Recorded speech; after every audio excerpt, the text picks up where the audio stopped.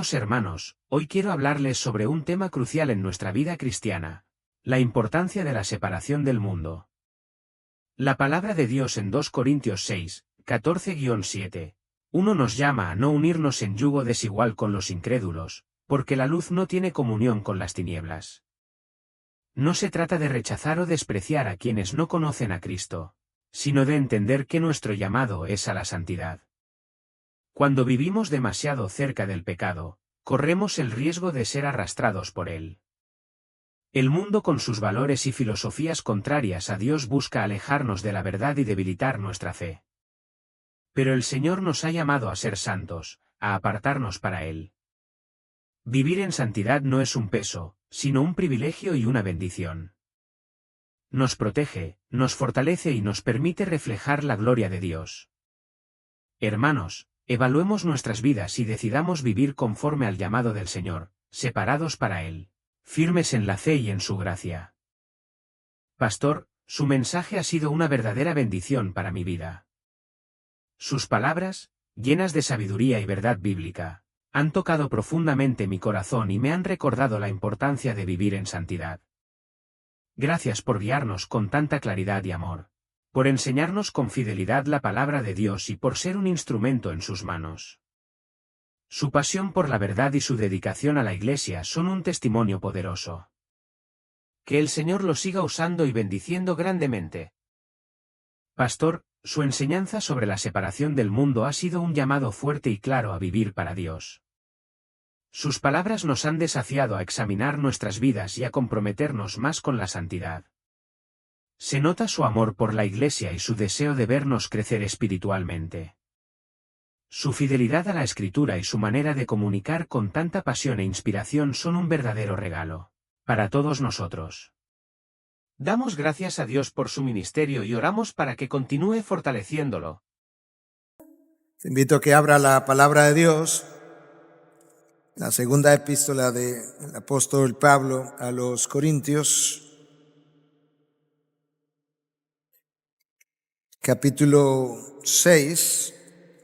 Estaremos leyendo desde el versículo 14 hasta el 7:1. Segunda de Corintios 6, 14 hasta el capítulo 7, versículo 1 inclusive. En el día de hoy estamos retomando nuestra serie que habíamos interrumpido hace un par de domingos atrás para hablar de dos temas que consideramos de importancia antes y después del evento Por Su Causa 2016. Un primer mensaje habló acerca de cómo vivir el Evangelio en la vida diaria y un segundo mensaje de cómo celebrar ese Evangelio entre nosotros, usando como modelo esa iglesia que iniciaba y que Lucas describe en los primeros 2 capítulos del libro de los Hechos. Pero ahora yo quiero retomar esta serie y quiero que vayamos a esta carta donde te he dirigido a partir del versículo 14 del capítulo 6 de la segunda epístola a los Corintios. No estéis unidos en yugo desigual con los incrédulos. Pues, ¿qué asociación tienen la justicia y la iniquidad? ¿O qué comunión la luz con las tinieblas? ¿O qué armonía tiene Cristo con Belial? ¿O qué tiene en común un creyente con un incrédulo? ¿O qué acuerdo tiene el templo de Dios con los ídolos? Porque nosotros somos el templo del Dios vivo, como Dios dijo. Habitaré en ellos y andaré entre ellos y seré su Dios y ellos serán mi pueblo. Por tanto, salid en medio de ellos y apartaos, dice el Señor, y no toquéis lo inmundo y yo os recibiré. Y yo seré para vosotros padre y vosotros seréis para mí hijos e hijas, dice el Señor Todopoderoso. Por tanto, amados, teniendo estas promesas, limpiémonos de toda inmundicia de la carne y del espíritu, perfeccionando la santidad en el temor de Dios. Cuando nosotros leemos ese pasaje, hay algunas frases que inmediatamente llaman la atención. De manera negativa se nos dice en 6:14, no estéis unidos en yugo desigual con los incrédulos. De esa misma forma negativa se nos dice en 6:17, no toquéis lo inmundo, pero de forma positiva se nos dice en 6:17 también, pero al principio del versículo, salid de en medio de ellos y apartaos, dice el Señor. Y en 7:1 se nos dice, limpiémonos de toda inmundicia de la carne y del espíritu. Tanto las frases con imperativos negativos como las frases con imperativos positivos nos llaman a la misma cosa o nos señalan la misma cosa. Y eso es la necesidad del creyente de vivir una vida apartada completamente de la práctica del pecado que tan fácilmente nos contaminan. Y de ahí que yo haya titulado este mensaje, la santificación requiere separación.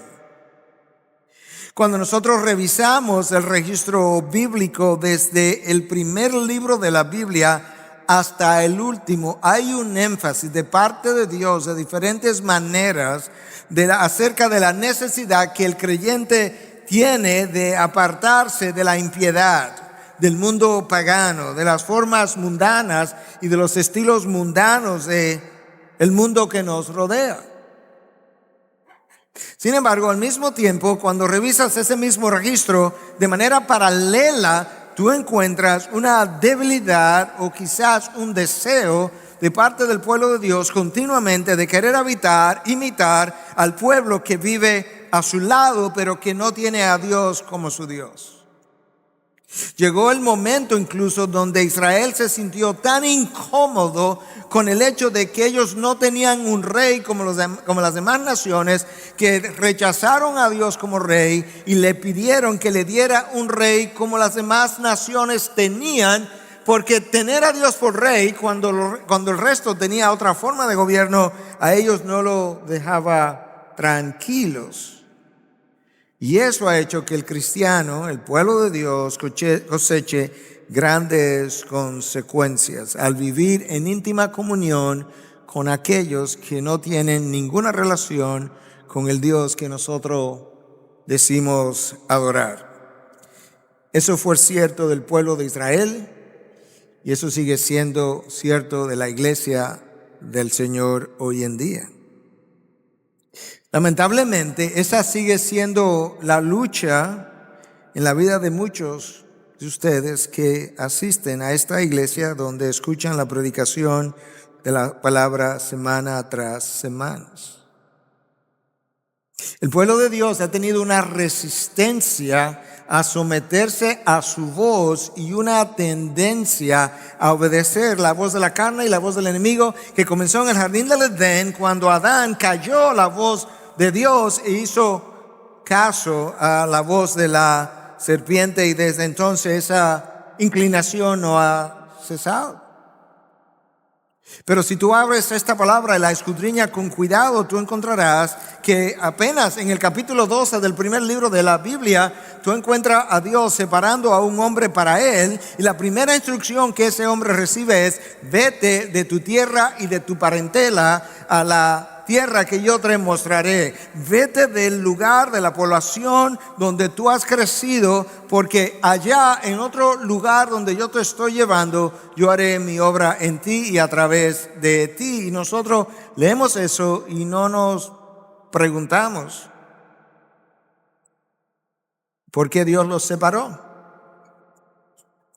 Pero Josué 24:3 nos dice que Abraham habitaba del otro lado del Jordán adorando dioses paganos como los demás. Dios los separó de donde él había crecido, del paganismo donde él había sido formado.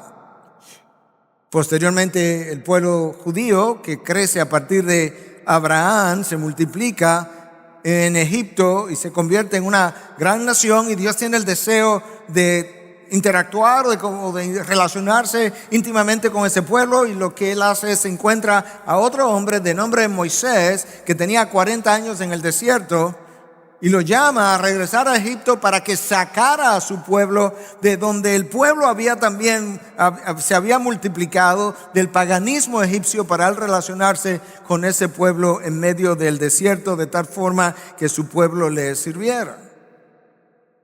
Y tú sigues avanzando en el registro histórico y encuentras que 40 años después del pueblo haber estado en el desierto deambulando, Josué toma la dirección del pueblo. Moisés ha sido enterrado por Dios, y una de las primeras cosas que Dios le dice a Josué es que cuando conquiste la tierra, que se cuide de que ninguna de las tribus que estaban habitando en aquel lugar permaneciera en su lugar, porque no quería a su pueblo habitando junto con las tribus paganas de la tierra prometida, precisamente porque temía que ocurriría lo que terminó ocurriendo, y es que los hombres del pueblo hebreo se casaron con mujeres de los pueblos paganos y terminaron adorando a otros dioses, hasta el punto que aún Salomón, el hijo de David, que acumuló 1000 mujeres, terminó postrado delante de dioses ajenos. La idolatría fue la plaga del pueblo judío desde un primer momento, y continuó de esa manera hasta que Dios finalmente envía al pueblo a Babilonia, lo deja ya por 70 años y lo regresa, y ese exilio curó para siempre la idolatría de Israel, por lo menos la idolatría conocida hasta ese momento. En el texto de hoy nosotros tenemos un llamado a la separación del creyente, del incrédulo y sus formas de vida. Ciertamente la santificación requiere separación. De hecho, la palabra santo en el lenguaje original tiene 2 acepciones, y la primera tiene que ver con separación, separado, y la segunda con pureza, que es la que viene a nuestra mente una y otra vez. Pero la razón por la que Dios llama a su pueblo santo, aun cuando ese pueblo muchas veces no ha estado viviendo en santidad, es precisamente porque ese pueblo ha sido apartado para Dios, separado. La misma palabra iglesia viene de un vocablo compuesto eclesia, ek, fuera, kaleo, llamar. Nosotros hemos sido llamados fuera. Y en el texto que tenemos hoy por delante, nosotros vemos ese llamado. Pero yo quiero primero hablar de lo que Pablo está tratando de comunicar, lo que Pablo no está tratando de comunicarnos, para que podamos entender mejor lo que sí él está tratando de enseñarnos. Porque si tú tomas este texto por separado y no tomas en consideración ninguna otra revelación de Dios, parecería que nosotros no pudiéramos tener ninguna relación con ningún incrédulo, y entonces tendríamos que preguntarnos quién ha de evangelizar a aquel que no conoce a Dios. El apóstol Pablo había instruido a estos corintios en su primera carta acerca de algunas cosas que nos van a ayudar a nosotros a entender lo que Pablo no quiere decir con este texto que ya leímos. Escucha la instrucción en la primera carta a los Corintios, a esta misma iglesia, capítulo 5, versículos 9 al 11. En mi carta os escribí que no anduvierais en compañía de personas inmorales. No me refería a la gente inmoral de este mundo, o a los avaros y estafadores, o a los idólatras, porque entonces tendríais que salir del mundo. Sino que en efecto os escribí que no anduvierais en compañía de ninguno que, llamándose hermano, es una persona inmoral, o avaro, o idólatra, o difamador, o borracho, o estafador. Con ese ni siquiera comáis. De manera que el texto que tenemos por delante no es un llamado a que no tengas ninguna interacción con ningún creyente, porque tendrías que salir de este mundo, y para eso tendremos tú y yo que esperar hasta cruzar el umbral de la eternidad.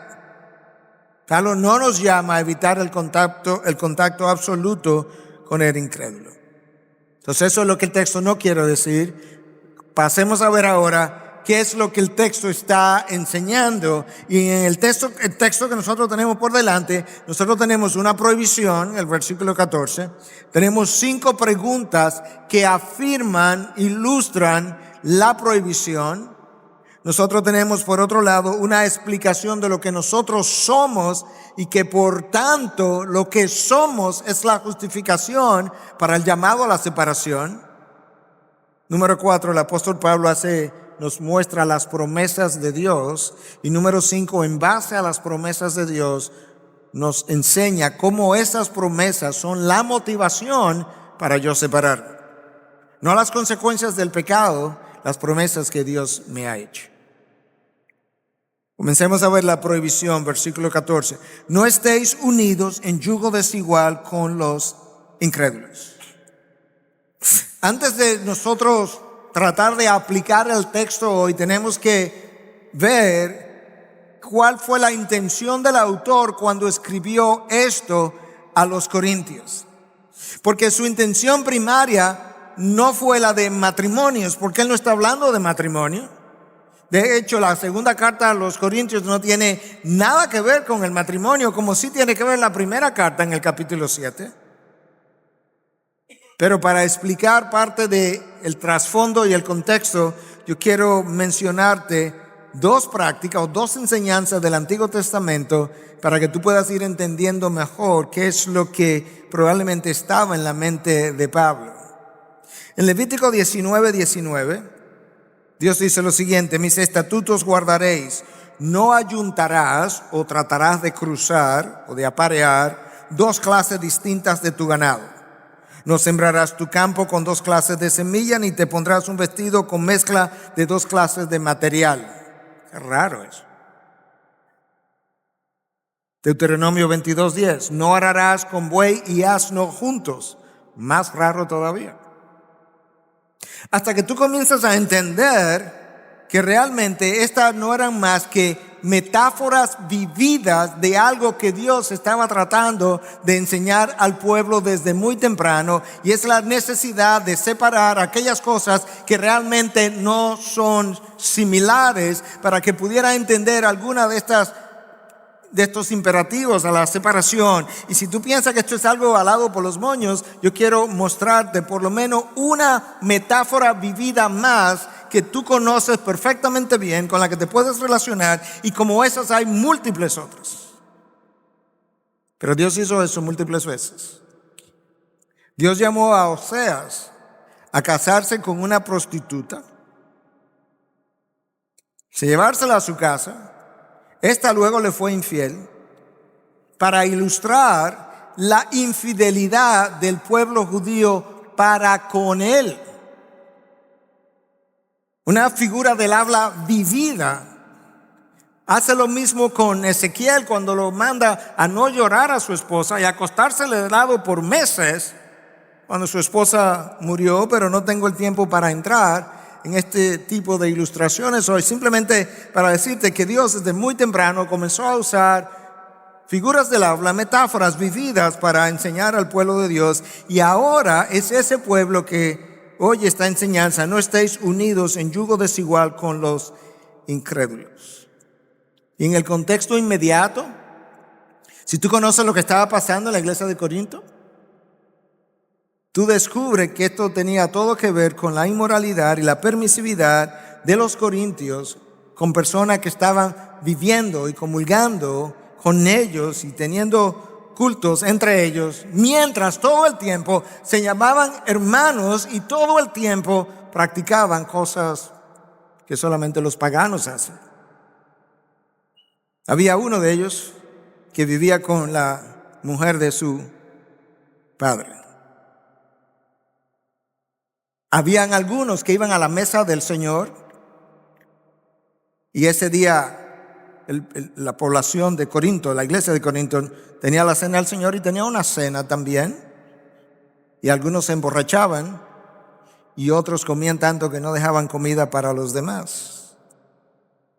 Es a esos que Pablo está diciendo: os escribí que no anduvierais en compañía de ninguno que, llamándose hermanos, una persona inmoral o avaro o idólatra o difamador o borracho o estafador, con ese ni siquiera comáis. Con eso no puedes continuar con esa gente en medio de vosotros. Y ahora Pablo está diciendo, tú no puedes seguir en yugo desigual, no te puedes unir en yugo desigual con esta gente, con esta práctica y pretender que todos ustedes pertenecen a la familia de Dios. Esa era la intención original, el contexto, el trasfondo, cuando juntan las dos epístolas a los Corintios, de lo que puede salir de esto. Sin embargo, Pablo luego la palabra nos permite aplicar esa prohibición, pero todavía no es el tiempo. Yo quiero simplemente, con eso que ya compartimos, ver las 5 preguntas que siguen en el texto, porque esas 5 preguntas ilustran por qué Pablo está diciendo no os juntéis en yugo desigual. Primera pregunta: ¿qué asociación tienen la justicia y la iniquidad? La justicia, el carácter moral, la santidad, the righteousness en inglés sería.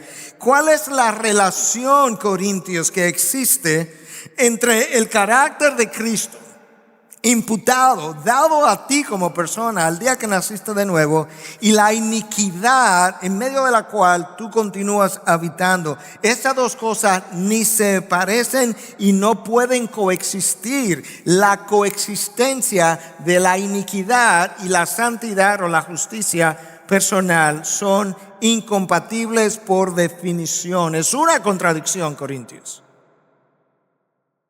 ¿Qué asociación tiene la justicia y la iniquidad? Respuesta: ninguna.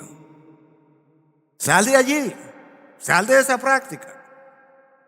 Segunda pregunta: ¿o qué comunión tiene la luz con las tinieblas? Respuesta: ninguna. ¿Qué comunión tiene las tinieblas, que siempre han representado el pecado, a Satanás mismo, el mundo de la oscuridad? ¿Cuál es la comunión que existe entre eso y la luz que representa a Cristo?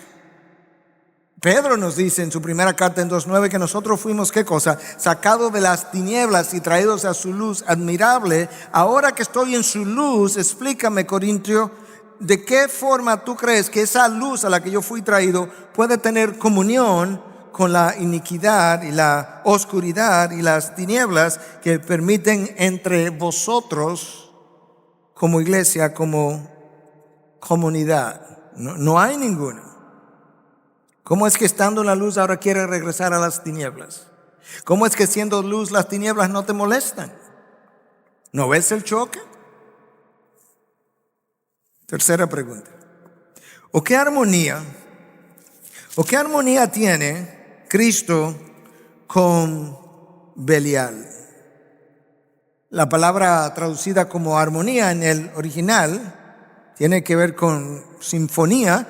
Es como dos voces que están tratando de sonar armónicamente, o pudiera también ser usado en el contexto de dos personas que están trabajando con un mismo fin. Y Pablo está preguntando: Corintios, explícame de qué forma tú ves que Cristo y Belial, que es la palabra griega para Satanás, la forma hebrea, Beliar, con L, tenía que ver con algo que era inservible, pero que con el tiempo pasó a significar a Satanás. Explícame cómo es que tú entiendes que puede haber armonía entre Belial y Cristo. ¿Tú ves alguna correlación posible para vivir al lado de estas formas paganas sin ser molestados? No podemos intentar armonizar las formas del mundo con las formas del reino de los cielos.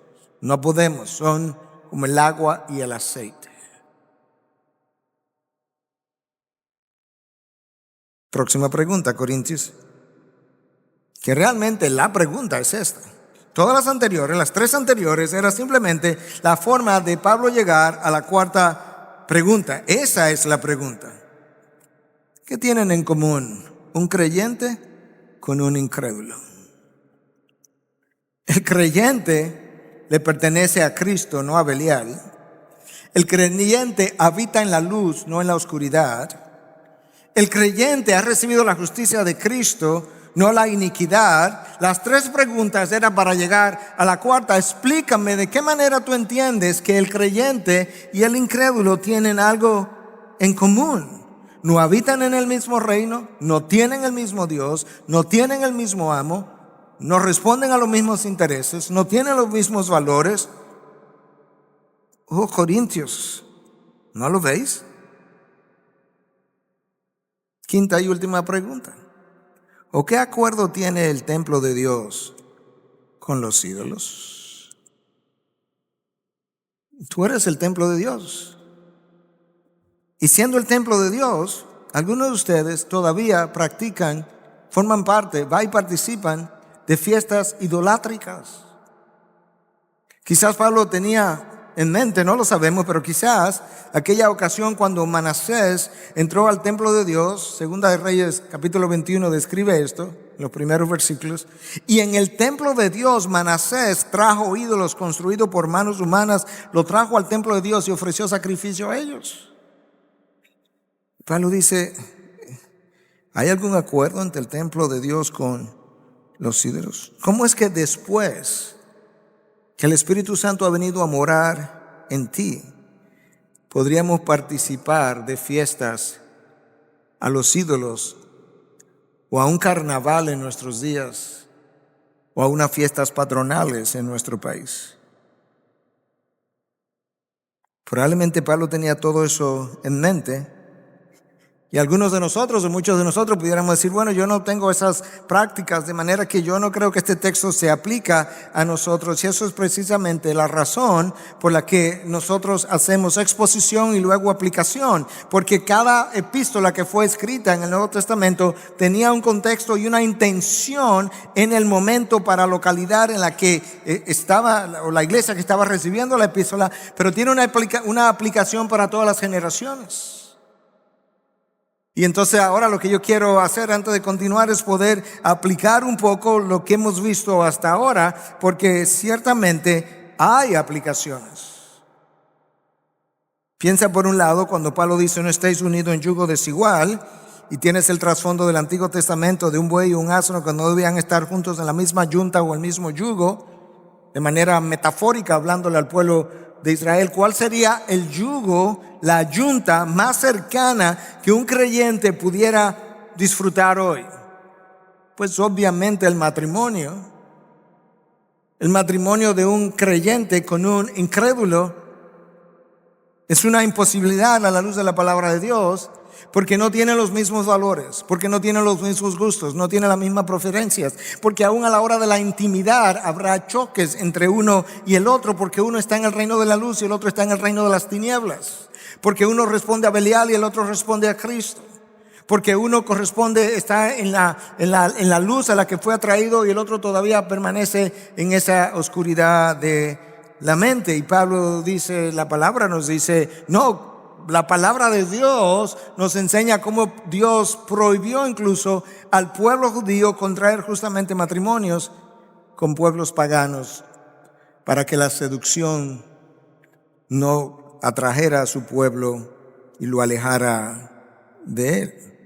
No hay comunión posible, no hay un acuerdo entre esos dos. Ahora, si esa pareja entró al matrimonio como incrédulos, y luego uno se convierte, Pablo instruye, Dios instruye por medio de Pablo en 1 Corintios 7, que se quede como están, que no se separen. Pero eso es diferente a si yo estoy en estado de soltería y voy a iniciar una relación, no debo entrar en ese yugo. Por otro lado, hay un peligro enorme, y esta es un área que ha sido debatida de atrás para adelante, de adelante para atrás múltiples veces, pero hay un peligro enorme de entrar en yugo desigual en los negocios.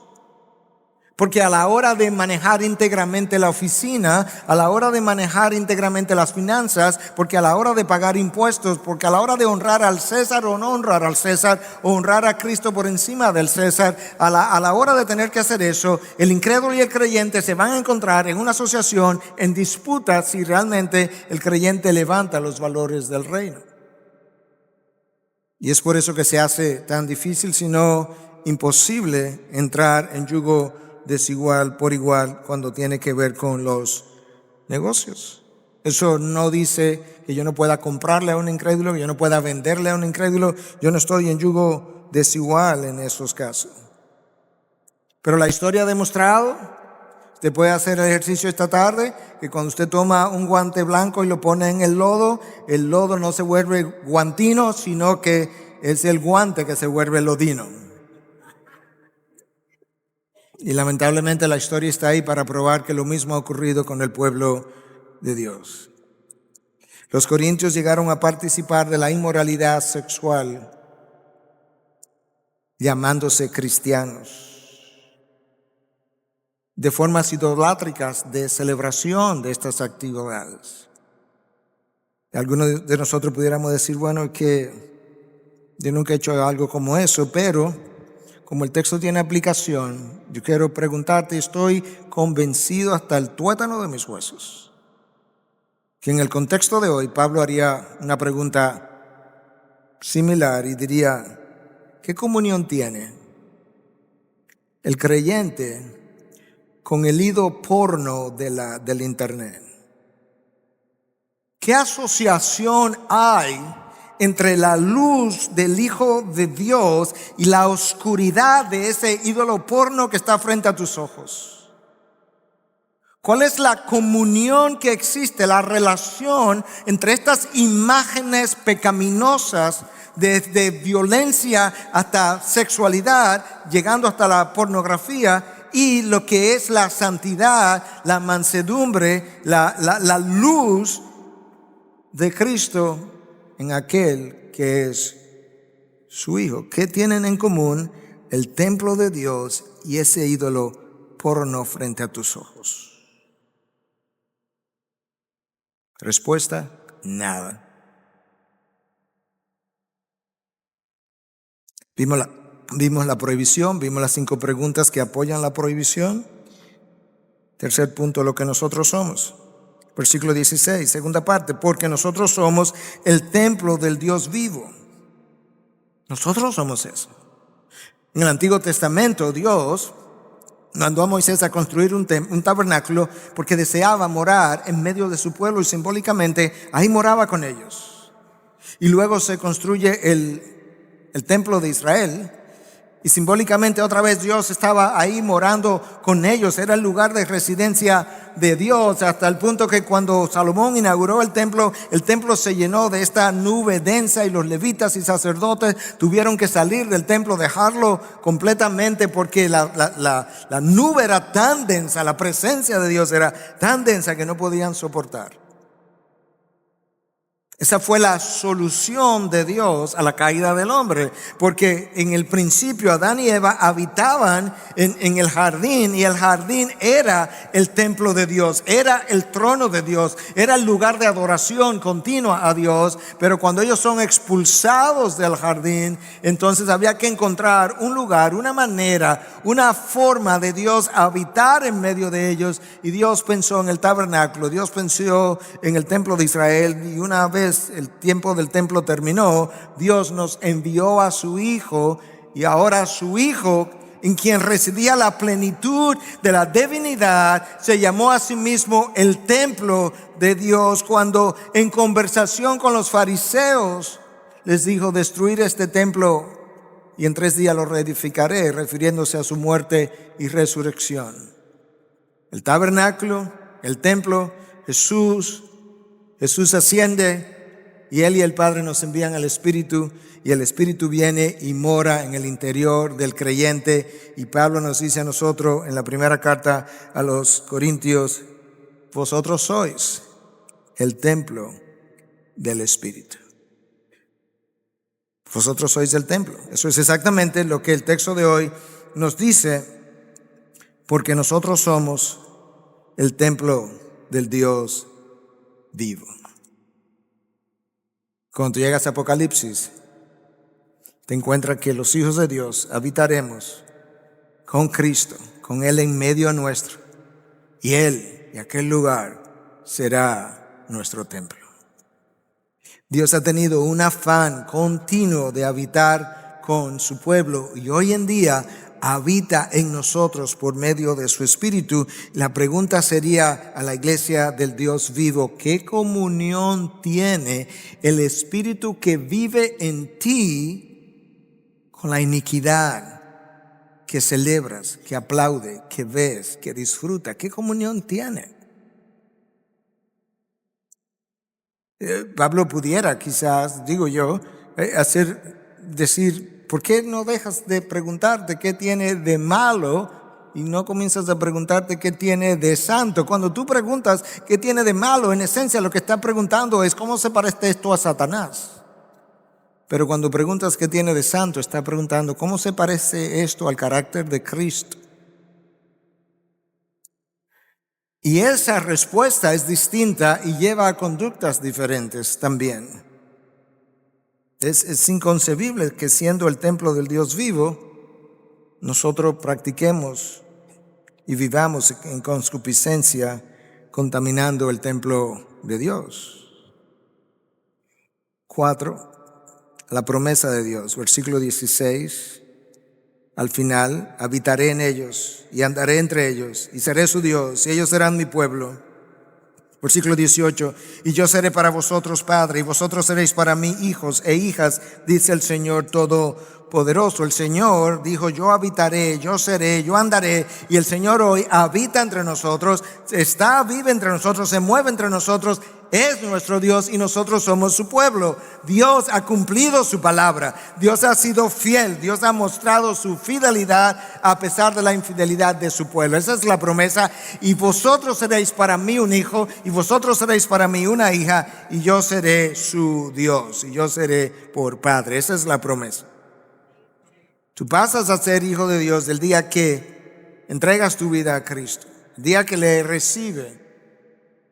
No por voluntad de la carne, no por voluntad de varón, sino por voluntad de Dios. Hasta ese momento era criatura de Dios, pero en ese momento pasaste a ser hijo de Dios y Dios cumplió su promesa. Eres tan hijo de Dios que Cristo me llama hermano, y de hecho Hebreos 2:11 me dice que Él ni siquiera se avergüenza de llamarme hermano. Y soy tan hermano de Cristo que Romanos 8:17 me dice que voy a ser coheredero con mi hermano. Claro, porque los hijos y los hermanos heredan todo lo que los padres tienen. Y si yo soy su hermano, soy coheredero con él. Y si eso es cierto, eso es lo que Pablo está diciendo, dado las promesas de Dios, ¿cómo es que me voy a comportar de otra manera? Escucha la motivación para la separación del pecado.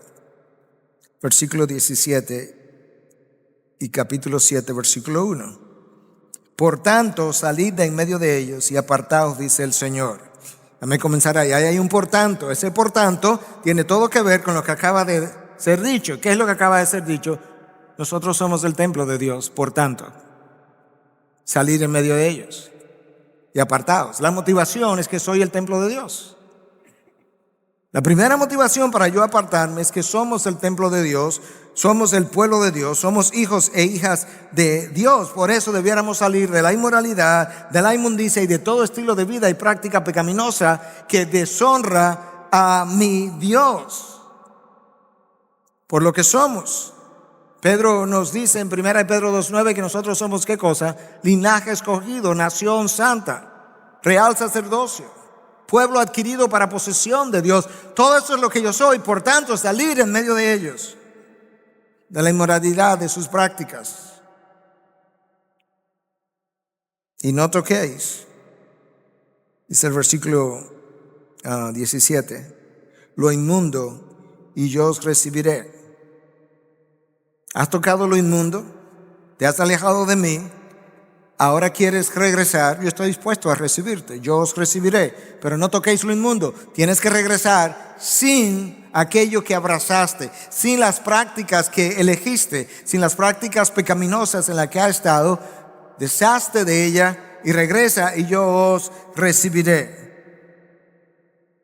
Eso es importante enfatizarlo hoy en día, porque en ocasiones,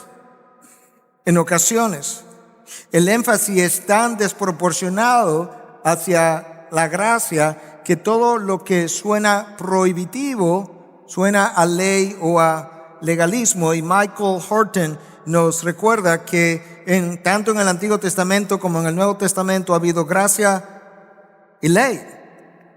Porque gracia es todo lo que nos bendice, todo lo que nos perdona, todo lo que nos da, todo lo que nos sana, todo lo que nos promete, todo eso es gracia, y de eso hay tanto en un testamento como el otro. Y ley es todo lo que nos prohíbe, todo lo que nos limita, todo lo que nos ordena, todo lo que nos disciplina, y de eso hay tanto en un testamento como en el otro. Y Dios dice: yo os recibiré, pero no toquéis lo inmundo.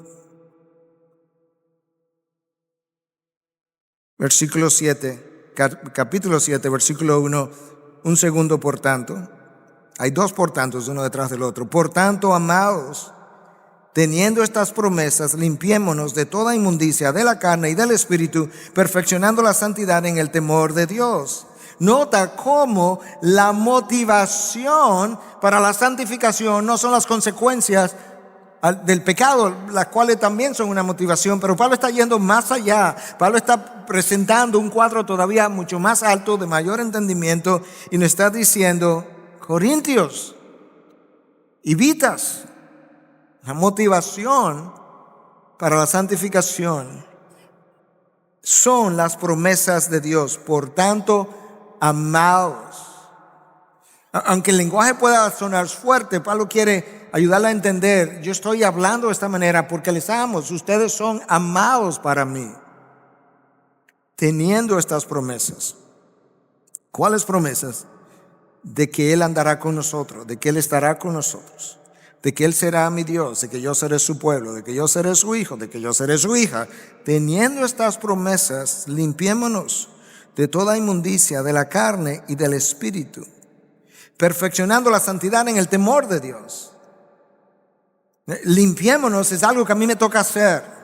Desde la perspectiva divina, la santificación es algo que Dios hace. Desde la perspectiva humana, Dios enfatiza mi nivel de responsabilidad. Y una de las cosas que yo necesito hacer es exponerme a los medios de gracia. Yo necesito leer la palabra, estudiar la palabra, escudriñar la palabra, permitir que la palabra me redarguya, que la palabra me convenza de pecado. Eso es un medio de gracia. Yo tengo que hacer eso. Yo tengo que orar y experimentar comunión con Dios. A mí me toca hacer eso y experimentar esa intimidad en la oración con mi Dios. Yo tengo que venir y reunirme con el pueblo de Dios y orar con el pueblo de Dios y adorar con el pueblo de Dios, porque todas esas son medios de gracia que Dios usa para mi santificación. Dadas sus promesas, limpiémonos. Nos toca a nosotros hacer ese esfuerzo. Y Dios nos va a capacitar justamente para que hagamos aquello que nos toca hacer. Dios nos capacita y yo actúo. El permanecer rodeado de las prácticas pecaminosas o incurrir en las prácticas pecaminosas no es compatible con lo que ya Dios me ha hecho y me ha prometido. Y mira cómo Pablo entonces dice: perfeccionando la santidad en el temor de Dios. La perfección de la santidad de este lado de la gloria no es algo que nosotros vamos a alcanzar, pero no deja de ser la meta.